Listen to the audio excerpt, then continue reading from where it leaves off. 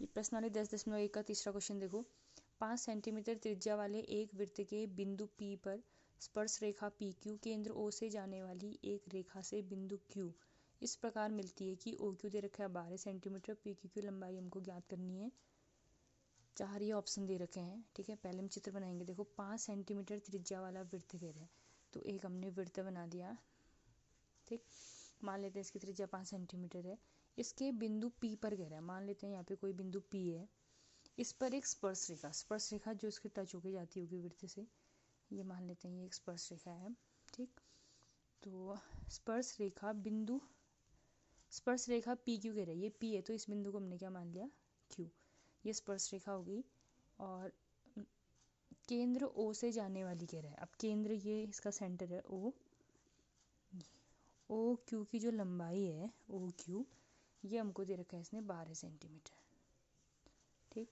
और जो इसकी त्रिज्या है, वृत्त की त्रिज्या, वो दे रखी थी हमको 5 सेंटीमीटर। हमको PQ की लंबाई ज्ञात करनी। तो इस चैप्टर का सबसे जो इम्पोर्टेंट प्रमेय थी वो ये है, देखो कि कोई भी स्पर्श रेखा होती है वो त्रिज्या पर क्या होती है, लंब होती है। लंब होने का मतलब है कि जो स्पर्श रेखा है वो त्रिज्या से कितने अंश का कोण बनाएगी, 90 अंश का कोण बनाएगी, ठीक है। तो सबसे इम्पोर्टेंट चीज़ जो याद करने की है कि देखो सबसे पहले हमको ये लिखना है कि जो स्पर्श रेखा होती है, स्पर्श रेखा त्रिज्या पर लंब होती है। सबसे इम्पोर्टेंट यही है, ठीक है।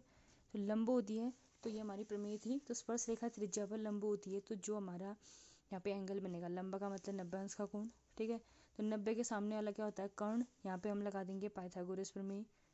90 अंश जैसे ही बना, ये हमारा क्या आ गया, समकोण त्रिभुज बन गया। तो पाइथागोरस प्रमेय से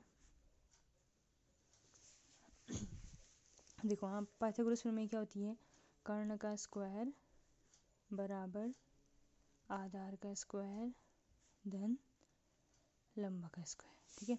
90 के सामने वाला कर्ण होता है, तो ये 12 हो जाएगा कर्ण। 12 का स्क्वायर बराबर आधार है हमारा 5 सेंटीमीटर, इसका स्क्वायर लंब हो गया PQ।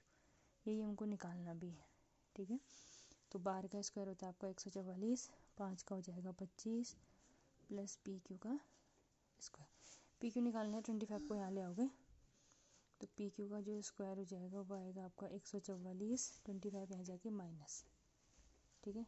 144 में से 25 को घटाओगे तो ये आएगा 9 5 14 119। तो हमको PQ चाहिए ना, PQ स्क्वायर बराबर 119 है, तो PQ बराबर हो जाएगा √119। हमको PQ की लंबाई निकालनी थी, ऑप्शन दे रखे थे, देखो ये 4th ऑप्शन, तो हमारा 4th ऑप्शन सही होगा, ठीक है। तो PQ की लंबाई आ जाएगी √119 सेंटीमीटर, ठीक।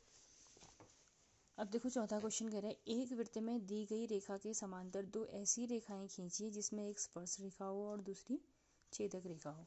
तो पहले हम एक वृत्त बनाएंगे, खाली हमको ड्रॉ करना है, बाकी इसमें कुछ नहीं करना है इस क्वेश्चन में।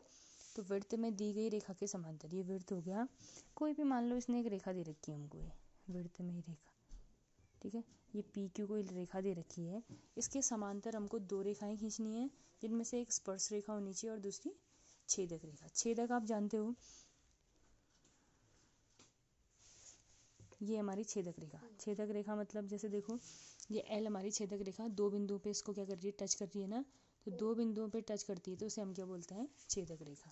एक हमको चाहिए स्पर्श रेखा, स्पर्श रेखा मतलब एक पॉइंट पे टच करना ही, हमको इसी के समांतर, PQ के समांतर ही हमने दो लाइन खींचनी है। ये मान लेते हैं इस पे ये O बिंदु पे टच हो रही है, तो ये क्या हो जाएगी हमारी स्पर्श रेखा, ठीक है। तो ये खाली ड्रॉ करना था कि एक वृत्त है, इसमें PQ मान लो कोई रेखा दे रखी है, तो ये कह रहे हैं कि हमको इसके समांतर दो रेखाएं खींचनी है जिनमें से एक स्पर्श रेखा होगी और दूसरी छेदक रेखा। ये एक पॉइंट पे टच करती है तो इसे स्पर्श रेखा कहते हैं, सब पढ़ाया है पहले। और अगर दो बिंदु पे टच करती है, किसी वृत्त को दो बिंदु पे काटती है, तो ये क्या होती है, छेदक रेखा।